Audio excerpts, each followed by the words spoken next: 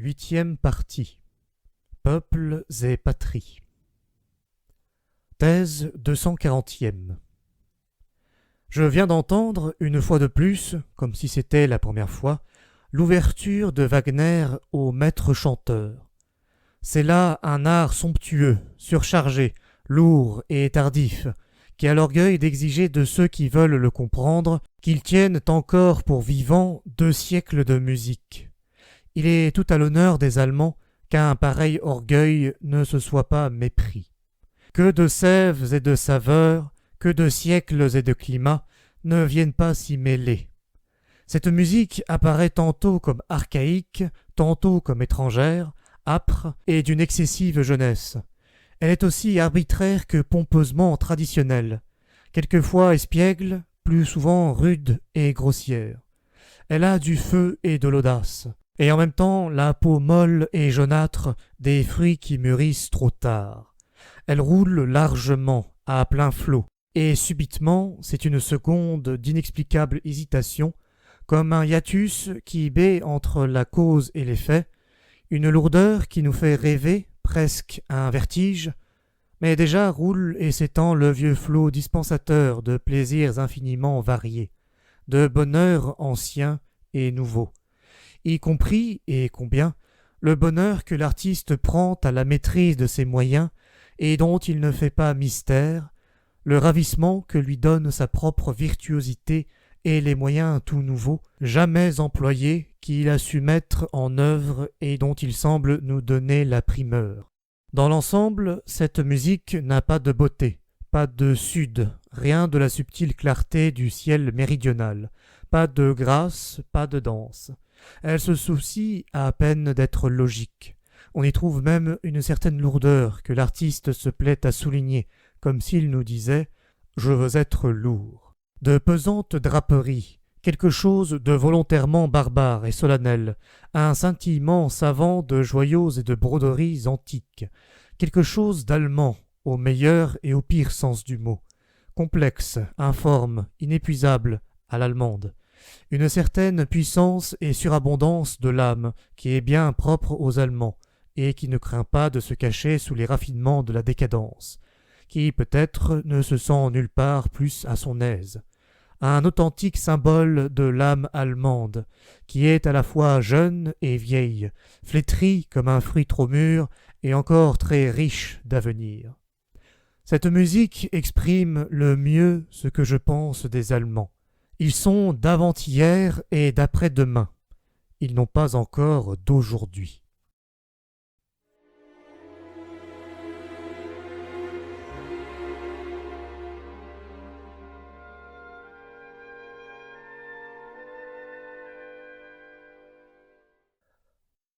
Thèse 241e. Nous autres, bons Européens, nous avons aussi nos heures de nationalisme, des moments où nous nous permettons un plongeon, une rechute dans les vieux amours et leurs étroits horizons. Je viens d'en donner un exemple. Nos heures d'exaltation nationale et de démangeaison patriotique, où nous nous laissons submerger par toute espèce de sentiments ataviques. Il se peut que des esprits plus lourds que les nôtres restent plus longtemps que nous sous l'emprise de ces émotions, et que là où il nous suffit de quelques heures pour triompher de ces sentiments, ils en viennent à bout les uns après 6 mois, les autres après la moitié d'une vie humaine, selon la rapidité et la vigueur de leur digestion, de leur métabolisme. Je peux même m'imaginer des races obtuses et lentes, à qui même dans notre rapide Europe, il faudrait des demi-siècles entiers pour surmonter ces crises ataviques de régionalisme et d'attachement à la glèbe, et revenir à la raison, je veux dire au bon européanisme. Et tandis que je me prends à rêver de ces possibilités, je suis brusquement le témoin d'une discussion entre 2 vieux patriotes. Tous 2 entendaient mal apparemment, et parlaient d'autant plus fort. Celui-là, disait l'un, fait autant de cas de la philosophie qu'un rustre ou un blanc-bec d'étudiant. Il n'en a encore aucune idée. Mais qu'importe, aujourd'hui. Nous sommes à l'âge des masses, et les masses s'aplatissent devant tout ce qui a un caractère de masse. Ainsi en politique. Un homme d'État leur dresse-t-il une nouvelle tour de Babel, quelque monstrueux empire d'une monstrueuse puissance? Ils le tiendront aussitôt pour grand. Peu importe que nous, plus prudents et moins excessifs, nous ne renoncions pas à notre ancienne croyance qui veut que seule une grande pensée confère de la grandeur à un acte et à une cause. Supposons qu'un homme d'État mette son peuple dans une situation qui l'oblige à faire cette grande politique pour laquelle la nature l'a mal doué et mal préparé, et qu'il lui faille sacrifier ses anciennes et sûres vertus au profit d'une douteuse médiocrité. Supposons qu'un homme d'État condamne son peuple à faire de la politique, tout court, alors que jusque-là il avait mieux à faire et mieux à penser, et qu'au fond de son âme il n'a pu surmonter sa prudente aversion à l'égard de l'agitation, du vide et des bruyantes querelles des nations vraiment politiciennes. Supposons que cet homme d'État aiguillonne les passions et les convoitises endormies de son peuple, qu'il lui fasse un déshonneur de sa timidité et du plaisir qu'il avait de se tenir à l'écart, qu'il lui impute à faute son intérêt pour les choses étrangères et l'infini qu'il porte en soi, qu'il déprécie ses penchants les plus spontanés, retourne sa conscience, rende son esprit étroit et son goût national. Un homme d'État qui ferait tout cela et compromettrait ainsi l'avenir de son peuple, à supposer qu'il existe, un tel homme d'État serait-il grand? Incontestablement, lui répondit avec vivacité l'autre vieux patriote. Sinon, il n'aurait pu réussir dans son entreprise. Celle-ci était peut-être folle, mais peut-être toute grandeur ne fut-elle d'abord une folie. Vous abusez du sens des mots, cria l'autre en guise de protestation. Parlez de force tant que vous voudrez, et de folie, mais pas de grandeur. Les deux vieillards s'étaient manifestement échauffés en se jetant de la sorte leur vérité à la face.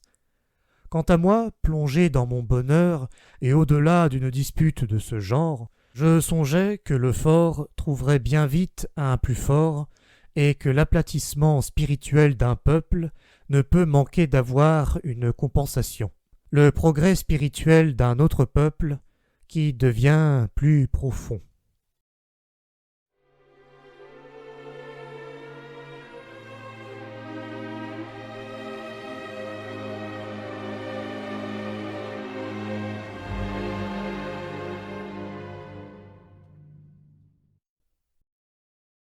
Thèse 242e. Qu'on nomme civilisation ou humanisation ou progrès ce que l'on tient maintenant pour la marque distinctive des Européens, que, recourant à un terme politique qui n'implique ni louange ni blâme, on nomme simplement cette évolution le mouvement démocratique de l'Europe. On voit se dérouler, derrière les phénomènes moraux et politiques exprimés par ces formules, un immense processus physiologique qui ne cesse de gagner en ampleur. Les Européens se ressemblent toujours davantage. Ils s'émancipent toujours plus des conditions qu'ils font naître des races liées au climat et aux classes sociales. Ils s'affranchissent dans une mesure accrue de tout milieu déterminé, générateur de besoins identiques pour l'âme et le corps durant le cours des siècles. Ils donnent naissance peu à peu à un type d'humanité essentiellement supranationale et nomade qui, pour employer un terme de physiologie, possède au plus haut degré et comme un trait distinctif le don et le pouvoir de s'adapter. Ce processus d'européanisation, dont le rythme sera peut-être ralenti par d'importantes régressions, mais qui de ce fait même croîtra peut-être en violence et en profondeur, les furieuses poussées de sentiment national qui sévissent encore font partie de ces régressions, de même que la montée de l'anarchisme, ce processus aboutira vraisemblablement à des résultats que ces naïfs promoteurs et ces turéféraires, les apôtres des idées modernes, étaient très loin d'escompter. Les conditions nouvelles qui entraîneront en gros l'apparition d'hommes tout pareils et pareillement médiocres, hommes grégaires, utiles, laborieux, diversement utilisables et adroits, sont éminemment propres à donner naissance à des hommes d'exception du genre le plus dangereux et le plus séduisant. En effet, alors que ce pouvoir d'adaptation qui affronte des circonstances sans cesse changeantes et se remet à l'œuvre à chaque génération, presque tous les 10 ans, ne permet pas au type humain de s'affirmer avec force, alors que ces Européens à venir offriront probablement dans l'ensemble l'apparence d'ouvriers bons à tout, bavards, faibles de volonté et utilisables à toute fin, qui ont besoin d'un maître, d'un chef autant que de leur pain quotidien. Bref, alors que la démocratisation de l'Europe engendrera un type d'homme préparé à l'esclavage, au sens le plus raffiné du mot, l'homme fort, qui représente le cas isolé et exceptionnel, devra, pour ne pas avorter, être plus fort et mieux doué qu'il ne l'a peut-être jamais été, et ceci grâce à une éducation sans préjugés, grâce à la prodigieuse diversité de son expérience, de ses talents et de ses masques. Je veux dire ceci, que la démocratisation de l'Europe est en même temps, et sans qu'on le veuille, une école des tyrans, ce mot étant pris dans toutes ses acceptions, y compris la plus spirituelle.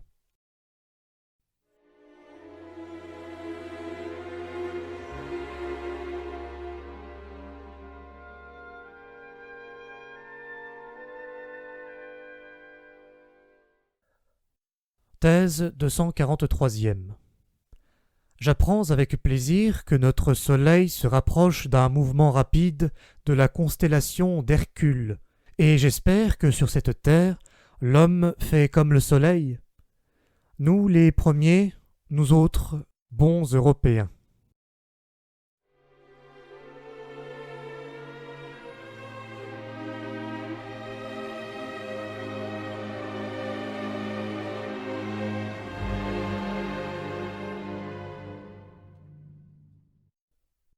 Thèse 244e. Il fut un temps où l'on avait coutume d'accorder une flatteuse profondeur aux Allemands. Aujourd'hui, où le type triomphant de la nouvelle germanité aspire à de tout autres honneurs et déplore peut-être le manque d'allant de la profondeur, l'heure est venue de se demander, dans un souci patriotique, si cet éloge ancien n'était pas erroné.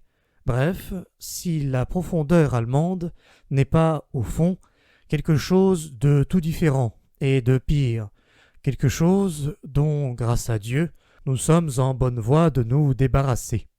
Essayons donc de voir sous un autre jour cette profondeur allemande. Il suffit pour cela de disséquer un peu l'âme allemande. L'âme allemande est avant tout multiple, hétérogène, plus composé d'éléments juxtaposés et superposés que véritablement structurés.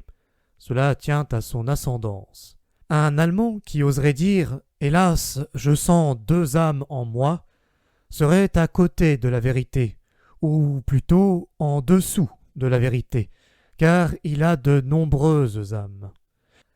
Peuple fait d'un mélange bigarré de races, avec peut-être une prédominance de l'élément préarien, peuple du milieu, dans tous les sens du mot.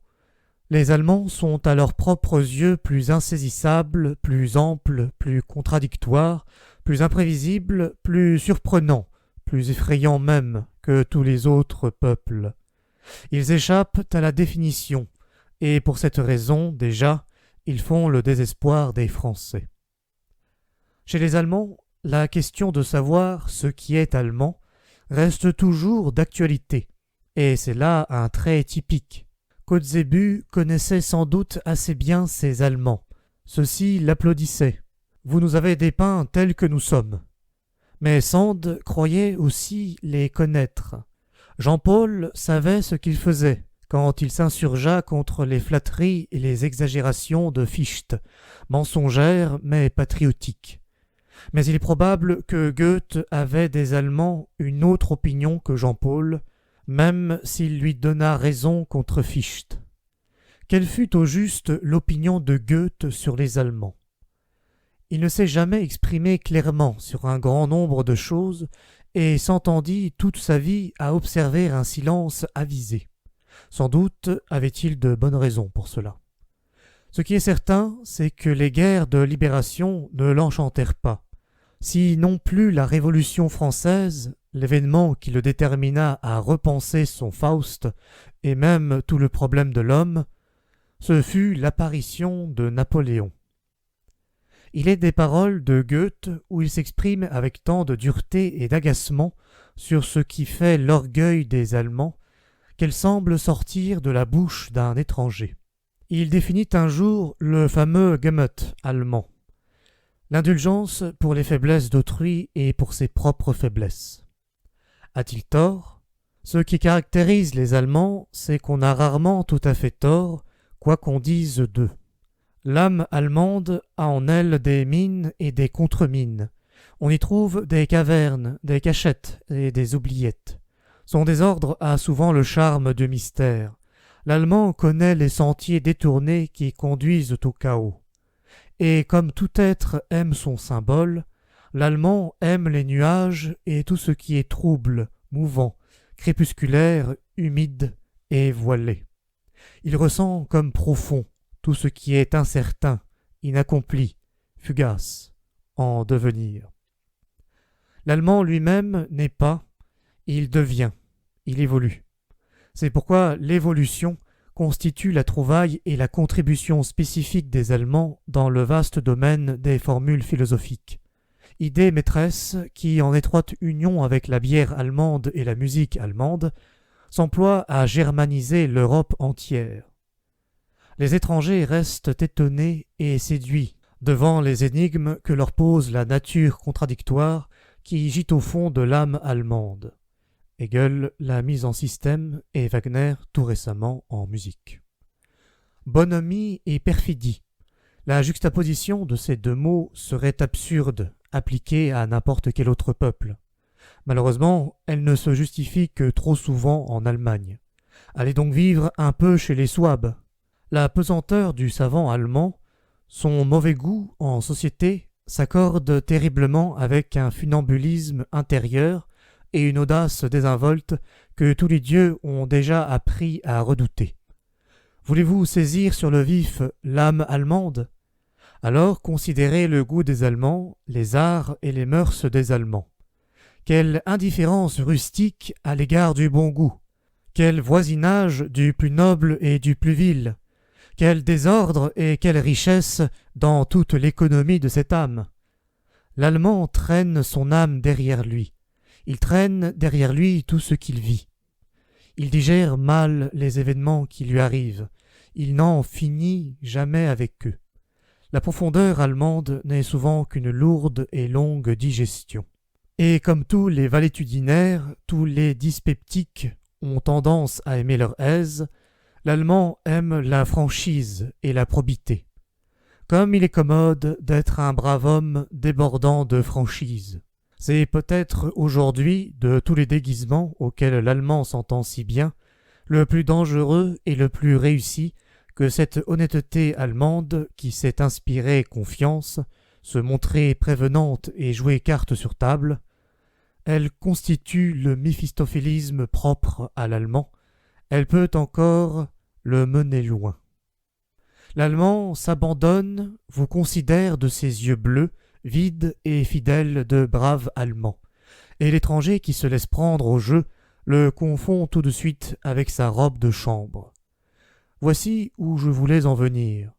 Quoi qu'il en soit de la profondeur allemande, entre nous, n'est-ce pas, nous nous permettons peut-être d'en rire, nous ferons bien d'en conserver l'apparence et d'honorer encore le bon renom qu'elle nous a valu, de ne pas troquer inconsidérablement notre vieille réputation de peuple profond contre le dynamisme prussien, la blague et le sable berlinois. Rien de plus sage pour un peuple que de se faire passer pour profond, malhabile, débonnaire, honnête, naïf, que de se laisser juger de la sorte. Ce serait même profond de sa part. Et enfin, il faut faire honneur à son nom. On ne s'appelle pas en vain Das Tische Volk, le peuple trompeur.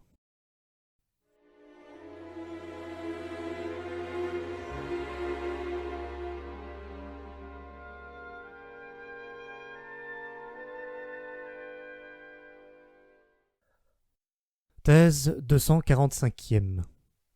Le bon vieux temps est passé. En Mozart, il a fait entendre son dernier chant. Estimons-nous heureux de ce que son rococo nous parle encore, de ce que son bon ton, sa passion délicate, son plaisir d'enfant aux chinoiseries et aux fioritures, sa politesse qui part du cœur, son goût de la grâce, de la tendresse et de la danse, sa sensibilité proche des larmes, sa foi dans le Sud, touchent encore quelque chose en nous. Hélas, un jour ou l'autre, cela aussi prendra fin. Mais qui peut douter qu'auparavant nous aurons cessé de comprendre et de goûter Beethoven, qui ne fut que la dernière expression d'une rupture et d'une transition dans le style musical, et non pas, comme Mozart, l'ultime expression d'un goût européen qui avait régné avec grandeur durant des siècles. Beethoven est le produit hybride d'une vieille âme agonisante, qui n'en finit pas de mourir, et d'une âme à venir et très jeune, qui n'en finit pas de naître. Sa musique baigne dans le clair-obscur d'un deuil éternel et d'une éternelle espérance qui déploie ses ailes. La lumière même qui baigna l'Europe lorsqu'elle rêva avec Rousseau, dansa avec la Révolution autour de l'arbre de la liberté, et pour finir, adora presque Napoléon. Mais comme ce sentiment s'efface vite de nos jours, comme il est déjà difficile de savoir ce qu'il a à signifier, comme elle sonne étrangement à nos oreilles la langue d'un Rousseau, d'un Schiller, d'un Shelley, d'un Byron, en qui la destinée de l'Europe se fit parole, comme elle sut se faire musique en Beethoven. Ce qui vint ensuite en fait de musique allemande appartient au romantisme, c'est-à-dire, d'un point de vue historique, à un mouvement plus bref, plus fugitif, plus superficiel que ce grand entracte, cette transition qui conduisit l'Europe de Rousseau à Napoléon et à l'avènement de la démocratie. Weber, mais que signifient pour nous aujourd'hui les Freischlutz ou Oberon, ou le Hans Helling et le Vampire de Manchner, ou même le Tannhäuser de Wagner? Cette musique a perdu ses prestiges, bien qu'elle ne soit pas encore oubliée. En outre, toute cette musique romantique manquait d'aristocratie. Elle n'était pas assez musique pour se justifier ailleurs qu'au théâtre et devant la foule. Elle fut d'emblée une musique de second ordre, peu appréciée des musiciens authentiques. On ne peut en dire autant de Félix Mendelssohn, ce maître alcyonien, qui fut vite admiré pour son âme plus légère, plus pure, plus comblée, mais qu'on oublia tout aussi rapidement. Dans la musique allemande, il n'est qu'un accident. Quant à Robert Schumann, qui prit son art au sérieux et fut lui aussi pris au sérieux dès ses débuts, il est le dernier musicien qui ait fondé une école. Mais pour nous, aujourd'hui, n'est-ce pas un bonheur, un soulagement, une délivrance de constater que le romantisme schumannien est désormais dépassé? Schumann, qui se réfugiait dans la Suisse saxonne, de son âme, moitié Werther, moitié Jean-Paul, mais non pas beethovenien, non pas byronien, sa musique de Manfred est une erreur et une méprise qui va jusqu'à l'injustice. Schumann, avec son goût qui était au fond un goût mesquin, je veux dire un penchant dangereux, pour les Allemands doublement dangereux, au lyrisme intime et à l'ivrognerie du sentiment, Schumann, qui se tenait toujours à l'écart, qui se retirait et s'effaçait avec timidité, cette sorte de noble sensitive qui se grisait d'une béatitude et d'une souffrance toute anonyme, cette sorte d'intouchable jeune fille et qui le demeura sa vie durant. Ce Schumann ne fut déjà plus qu'un événement allemand au sein de la musique, non plus un événement européen, comme le fut Beethoven, ou dans une encore plus large mesure, comme l'avait été Mozart. Avec lui, la musique allemande courut son plus grand risque, celui de n'être plus au diapason de l'âme européenne, de se ravaler au rang d'un art purement régional.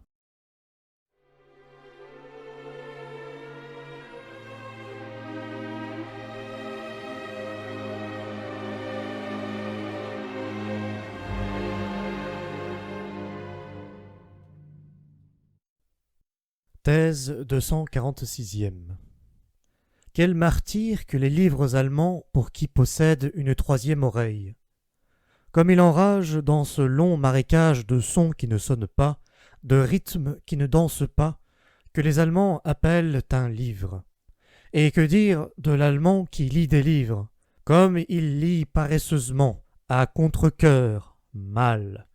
Combien d'Allemands savent et se soucient de savoir qu'il entre de l'art dans n'importe quelle phrase bien faite, un art qu'il s'agit de deviner si l'on veut comprendre la phrase.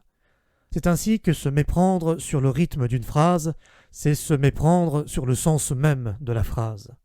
Ne pas avoir de doute quant aux syllabes essentielles au rythme, ressentir comme un charme concerté la rupture d'une symétrie trop rigoureuse, prêter une oreille attentive et patiente à tout staccato, à tout rubato, deviner le sens qui préside à la succession des voyelles et des diphtongues, goûter le délicat et riche coloris qui peut naître de cette disposition savante, voilà des devoirs et des exigences que les Allemands ne songent guère à s'imposer, car ils ne se soucient pas de discerner tout ce qui peut entrer d'intention et d'art dans le maniement de la langue. En somme, ils n'ont pas d'oreille pour cela, de sorte qu'ils sont radicalement incapables de juger la qualité d'un style, et qu'avec eux, l'artiste du langage perd sa peine comme s'il s'adressait à des sourds. Voilà ce que je me pris à penser un jour, que je voyais confondre grossièrement, avec un manque total de sens artistique, deux maîtres de la prose, l'un qui distille ses mots goutte à goutte, froidement, comme s'ils tombaient du plafond d'une grotte humide, il compte sur leur sourde sonorité et leur écho étouffé, l'autre qui manie sa langue comme une épée flexible et du bras jusqu'à la pointe du pied se sent vibrer de la joie périlleuse de brandir une lame affinée et frémissante qui veut mordre, siffler, trancher.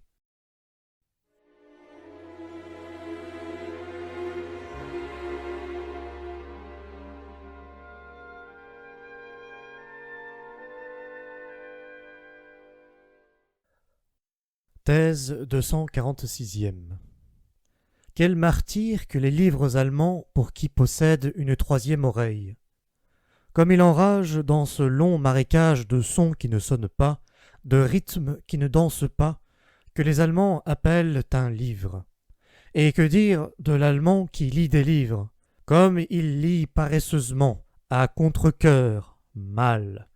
Combien d'Allemands savent et se soucient de savoir qu'il entre de l'art dans n'importe quelle phrase bien faite, un art qu'il s'agit de deviner si l'on veut comprendre la phrase.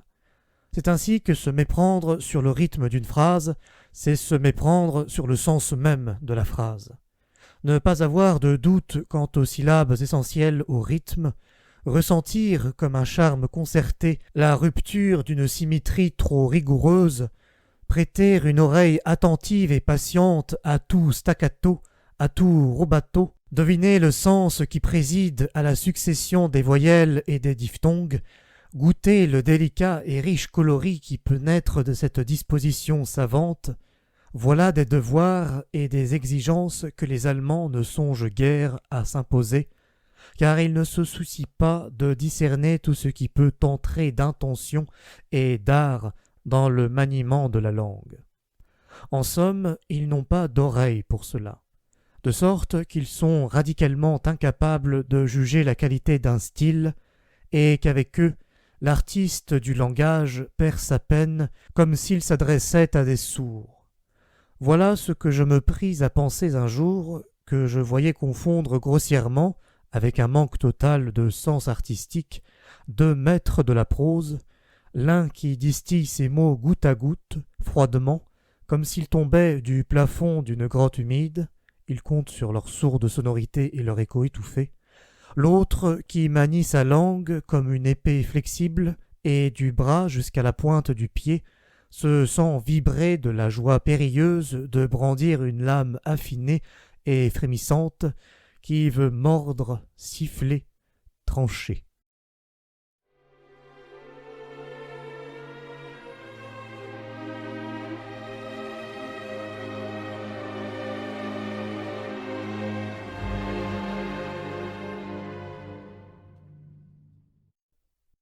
Thèse 248e.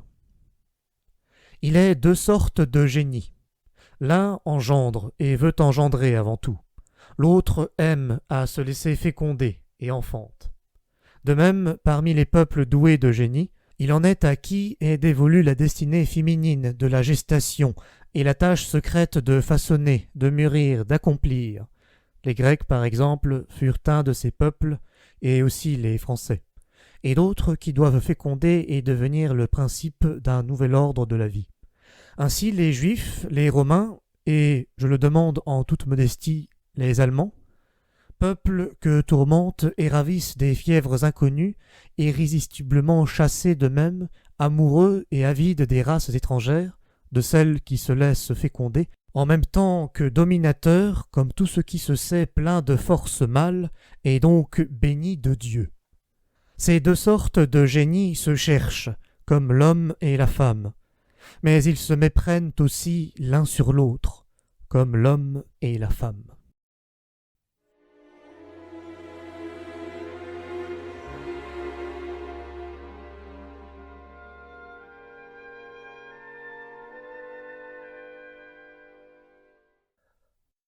Thèse 249e.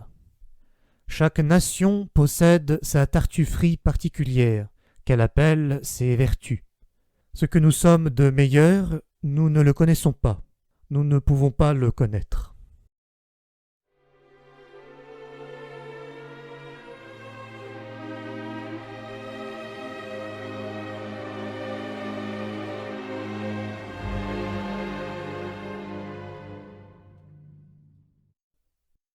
Thèse 250e.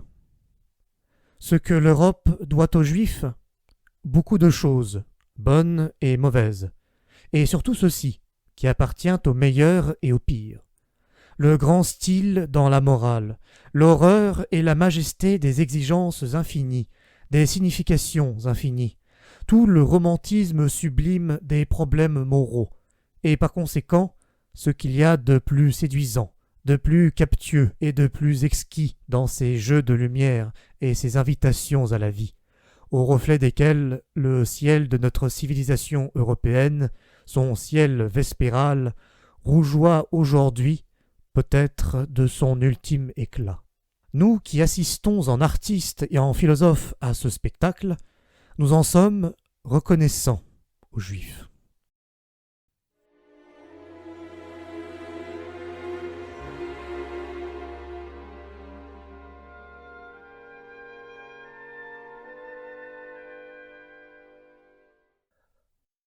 Lorsqu'un peuple souffre, veut souffrir de fièvre nationaliste et d'ambition politique, il faut prendre en patience les diverses nuées qui troublent son esprit, ces petites crises d'abêtissement.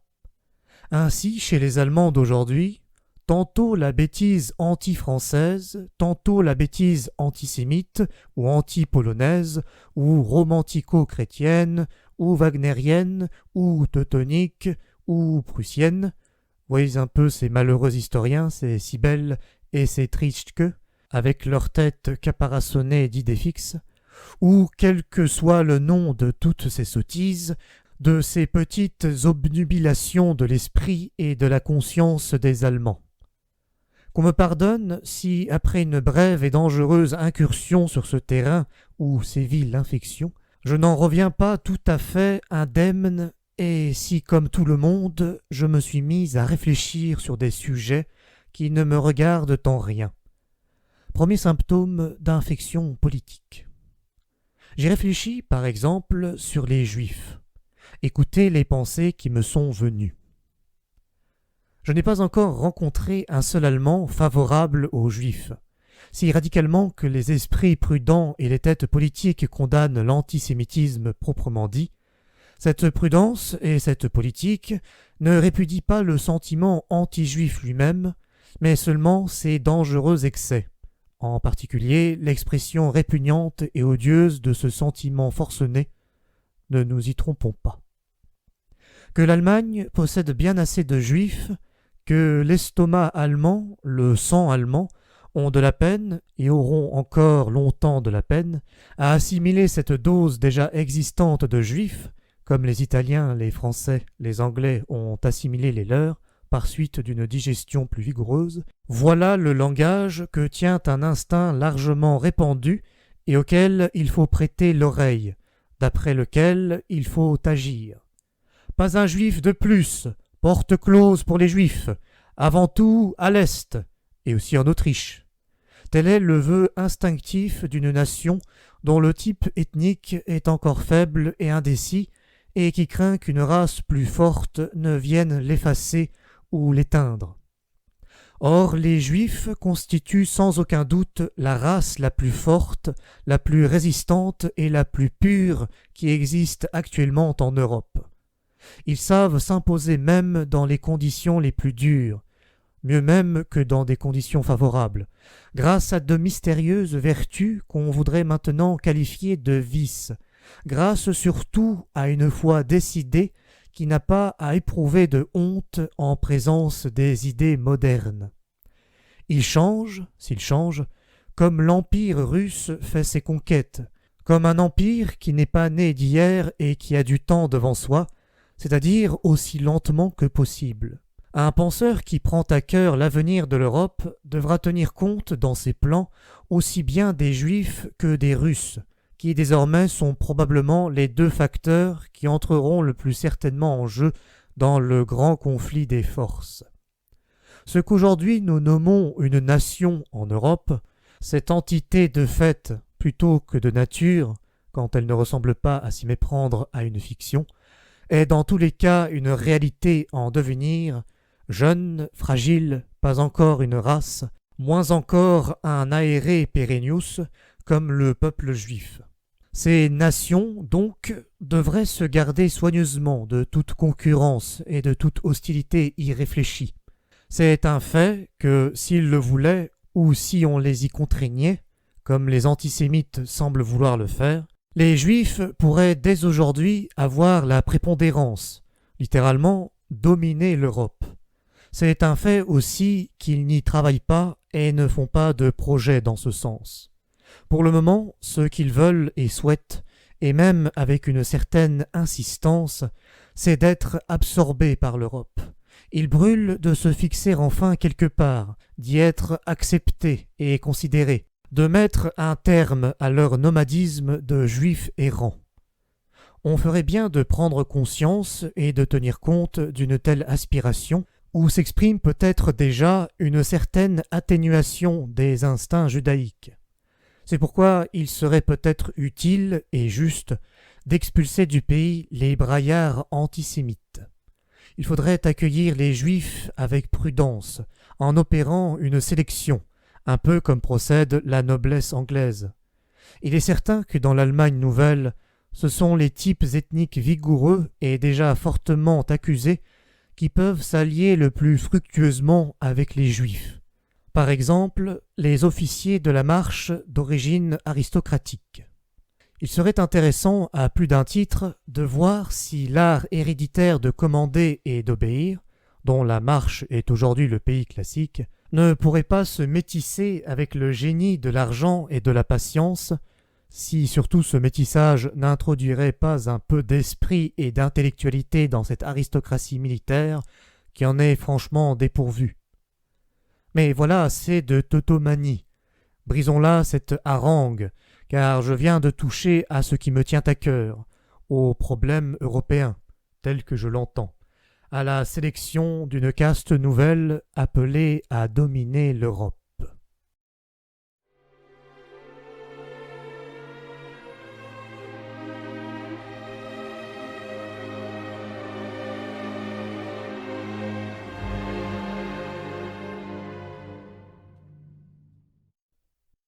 Thèse 252e.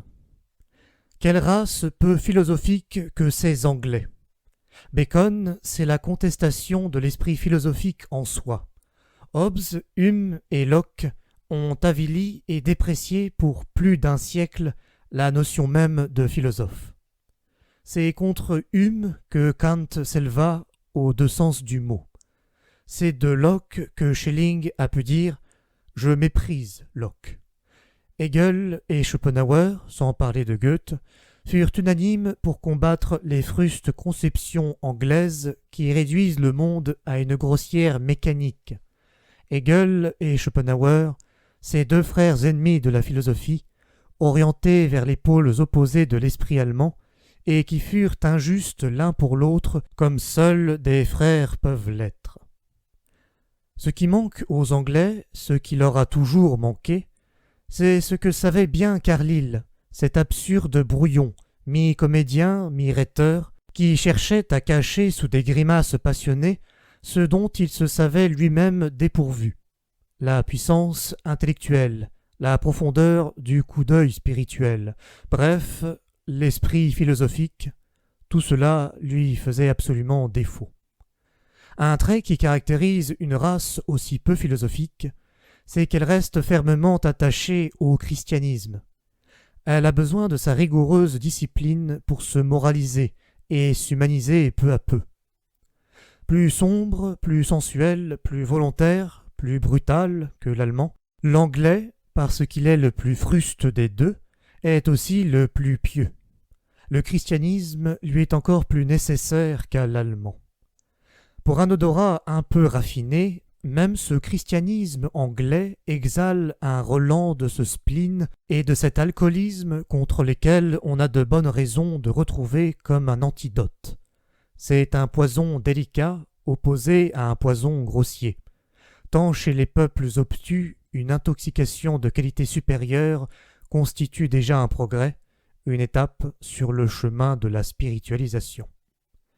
C'est encore les gestes chrétiens, la prière et le chant des psaumes qui travestissent de la manière la plus supportable la pesanteur des Anglais et leur gravité de rustre, ou plus exactement, qui en transforment le sens de la meilleure façon en l'interprétant. Pour le bétail d'ivrognes et de débauchés auxquels le méthodisme autrefois, l'armée du salut aujourd'hui, apprirent à grogner un peu de morale, il se peut que les convulsions de la pénitence constituent le plus haut degré d'humanité qu'ils soient capables d'atteindre. Il est juste de le reconnaître. Mais ce qui heurte le plus, même chez le plus humain des Anglais, c'est son manque de musique, pour employer une métaphore, et aussi sans métaphore. On ne rencontre dans les mouvements de son âme et de son corps ni rythme ni danse, pas même leur désir, pas la moindre aspiration à la musique. Écoutez-le parler, regardez marcher les plus jolies Anglaises. Il n'est pas de pays au monde où l'on voit de plus belles colombes, de plus ravissants cygnes. Enfin, écoutez-les chanter. Mais je demande trop.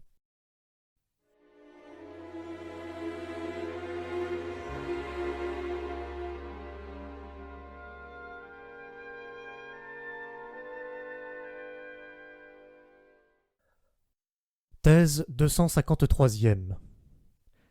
Il est des vérités que les esprits moyens sont particulièrement aptes à découvrir. Il est de vérités qui n'ont de charme et de séduction que pour les esprits moyens. On est obligé de faire cette constatation, peut-être désagréable, depuis que la pensée de certains Anglais estimables mais sans envergure, j'ai nommé Darwin, John Stuart Mill et Herbert Spencer, tend à occuper une place prépondérante dans les régions moyennes du goût européen. Il est utile, sans aucun doute, que de tels esprits exercent pour un certain temps une influence dominante. Il serait faux de croire que les esprits supérieurs, qui prennent leur essor loin des occupations communes, soient particulièrement doués pour établir une foule de petits faits vulgaires, pour les rassembler et pour en tirer les conclusions.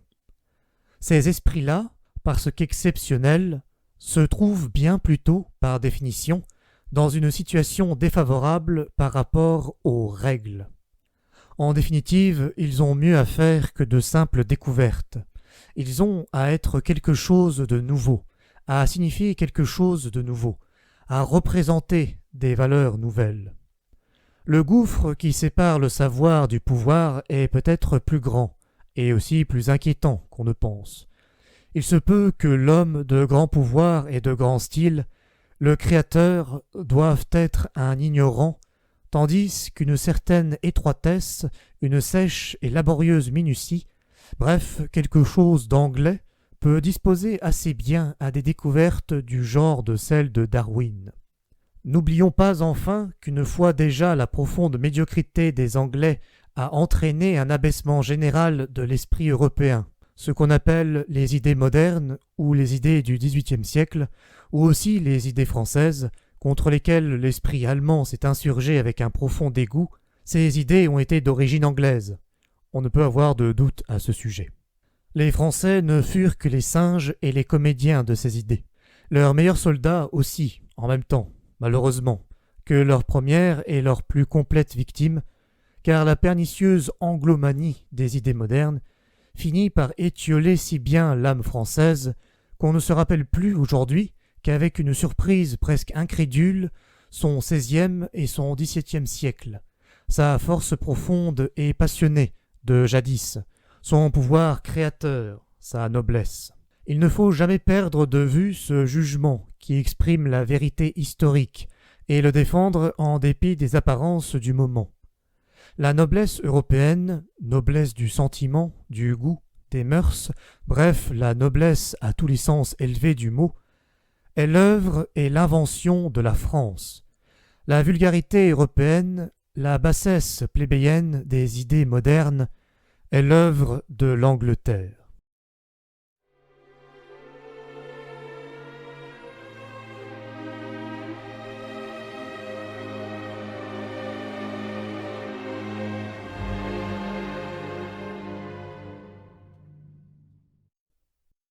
Thèse 254e.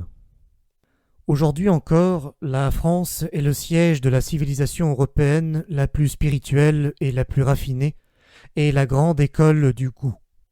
Mais il faut savoir découvrir cette France du goût. Ces représentations se tiennent bien cachées. J'admets qu'elles ne s'incarnent et vivent que dans un petit nombre d'individus qui, par surcroît, ne comptent peut-être pas parmi les plus solides. Ce sont, pour une part, des fatalistes, des esprits chagrins, des malades, pour une autre, des esprits excessivement délicats, fins jusqu'à l'artifice, qui mettent leur point d'honneur à rester dans l'ombre. Un trait leur est commun. Ils se bouchent les oreilles devant la furieuse bêtise et le bruyant bavardage du bourgeois démocrate. En fait, ce qui exhibe aujourd'hui sur le devant de la scène, c'est une France abétie et avilie. Récemment, aux funérailles de Victor Hugo, elle s'est livrée à une véritable orgie de mauvais goût et d'auto-admiration à la fois. Un autre trait est commun à ces hommes, le louable désir de se défendre contre la germanisation de l'esprit et leur impuissance encore plus louable à y réussir. Peut-être Schopenhauer appartient-il aujourd'hui plus authentiquement à cette France de l'esprit, qui est aussi une France du pessimisme, qu'il n'appartient jamais à l'Allemagne. Et je ne parle pas de Heinrich Heine, que les poètes parisiens les plus raffinés et les plus exigeants se sont assimilés de longue date, ni de Hegel, qui par le truchement de Taine, c'est-à-dire du premier des historiens vivants, exerce présentement une influence quasi tyrannique. Quant à Richard Wagner, on peut prédire que plus la musique française apprendra à traduire les véritables besoins de l'âme moderne, plus elle wagnérisera. Elle le fait déjà suffisamment, aujourd'hui même. Il est trois choses néanmoins dont, maintenant encore, les Français peuvent s'enorgueillir comme de leur héritage et de leur patrimoine, comme du signe intact de leur ancienne supériorité culturelle en Europe. Et ceci en dépit de la germanisation et de l'encanaillement, volontaire ou non, de leur goût. D'abord, la capacité de se passionner pour l'art, de se vouer à la forme, aptitude pour laquelle ils ont inventé la formule « l'art pour l'art », parmi un grand nombre d'autres. Depuis 3 siècles, cette passion ne s'est jamais éteinte en France, et grâce au respect qui inspire la minorité, n'a cessé de produire une sorte de littérature comparable à la musique de chambre, dont on cherchait en vain l'équivalent dans le reste de l'Europe. La deuxième raison sur laquelle les Français peuvent fonder leur supériorité en Europe, c'est leur vieille et diverse culture de moralistes, qui fait qu'on rencontre même chez de petits romanciers, de journaux ou n'importe quel boulevardier de Paris, une sensibilité et une curiosité psychologique dont en Allemagne, par exemple, on n'a aucune idée, ni encore moins rien d'approchant. Il manque aux Allemands quelques siècles d'analyse morale, quelques siècles d'efforts dans un domaine où, je l'ai dit, la France n'a pas ménagé les siens. Dire pour cela que les Allemands sont naïfs, c'est leur faire un éloge de ce qui n'est qu'un défaut.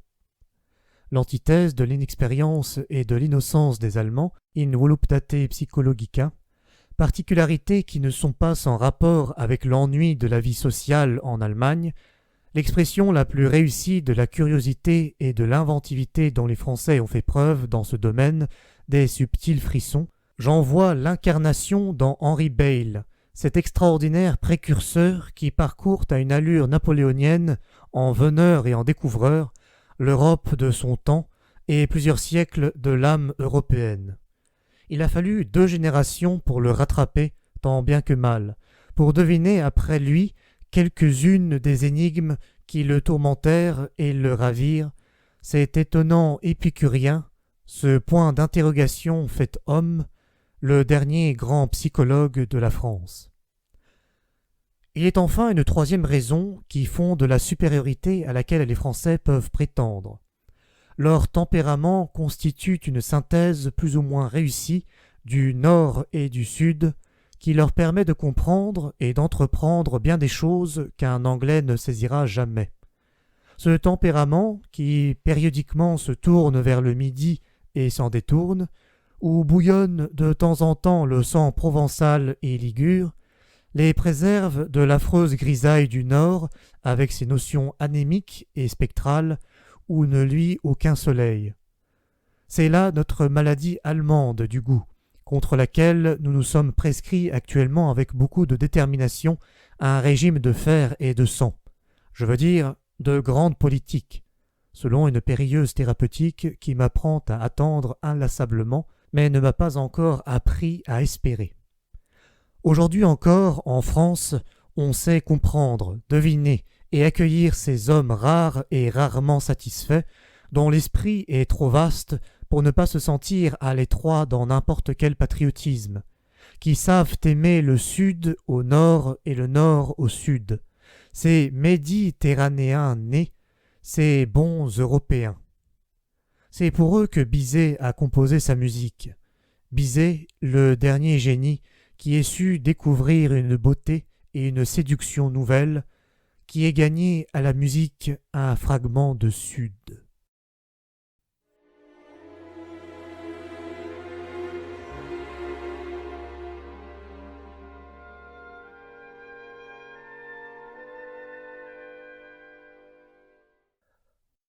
Thèse 255e.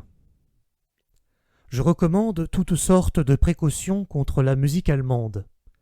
Un homme qui aime le Sud comme je l'aime, comme une grande école de guérison de l'esprit et des sens, comme une irrésistible plénitude solaire qui vient éclairer toutes choses, se répandre sur des êtres sûrs d'eux-mêmes, pleins de foi en eux-mêmes, un tel homme, dis-je, fera bien de se défier quelque peu de la musique allemande, car non seulement elle lui gâtera le goût, mais compromettra aussi sa santé.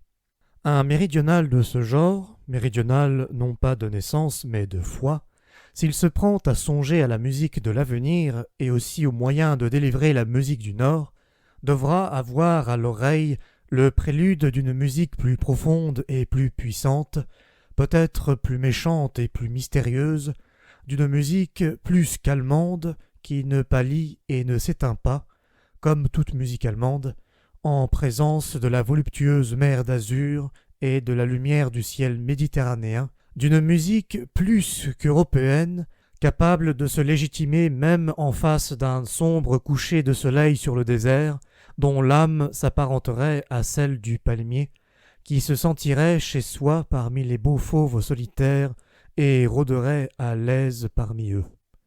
J'imagine une musique dont la plus rare magie serait de ne plus rien savoir du bien et du mal, sinon peut-être qu'une nostalgie de marin l'effleurerait çà et là, quelques ombres dorées, quelques subtiles faiblesses, un art qui de très loin verrait se réfugier en lui les échos d'un monde moral agonisant, devenu presque inintelligible, une musique assez accueillante et profonde pour recevoir ces fugitifs attardés.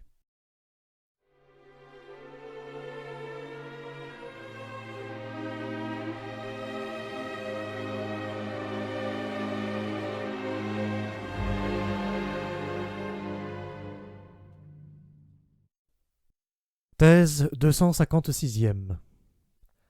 L'aversion maladive, le fossé que la folie nationaliste a créé et crée encore entre les peuples européens, les politiciens, au regard myope et aux décisions promptes qui se sont élevés à la faveur de cette aversion et qui ne soupçonnent pas à quel point leur politique de division constitue simplement un intermède, tous ces facteurs et bien d'autres, dont il n'est pas encore possible de parler aujourd'hui, font qu'on ne veut pas voir ou qu'on interprète arbitrairement et mensongèrement les signes indubitables où se manifeste le désir d'unité de l'Europe.